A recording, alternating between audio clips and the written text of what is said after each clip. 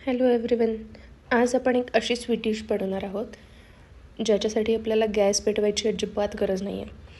ही खूप इझी आपण sweet dish बनवणार आहोत. तर चला बघूया. त्यासाठी आपण घेतली आहे 1 वाटी मिल्क पावडर, गुलकंद, साजूक तूप, काजू बदामचे काप आणि फुटाण्याची पावडर. आपण काजू बदामचे काप आणि गुलकंद एकत्र मिक्स करून घेणार आहोत. हे आपलं आतलं फिलिंग झालं. वरच्या लेअरसाठी आपण जे सारण बनवणार आहोत त्यासाठी आपण वापरलेलं आहे फुटाणे किंवा दाळवे याचं पीठ. ते मिक्सरला फिरवून एकदम बारीक चाळणीने चाळून घ्यायचं. तर आपण हे अशा प्रकारे आतलं फिलिंग बनवून घेतोय, काजू बदाम आणि गुलकंद. त्यानंतर एक बाउल घेऊन त्याच्यामध्ये समप्रमाणात जे काही आपलं फुटाण्यांचं पीठ आणि मिल्क पावडर आहे ते घेऊन व्यवस्थित मिक्स करून घ्यायचं आहे.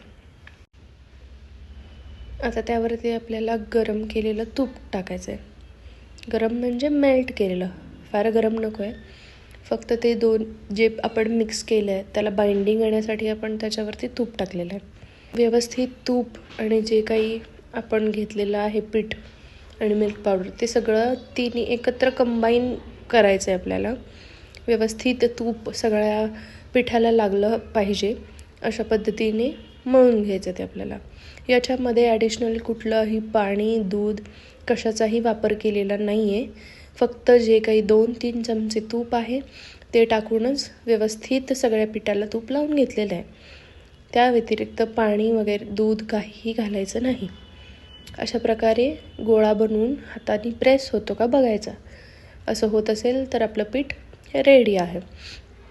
आता रोल बनवण्यासाठी प्रथम हातावरती थोडंसं पीठ घ्यायचं आहे.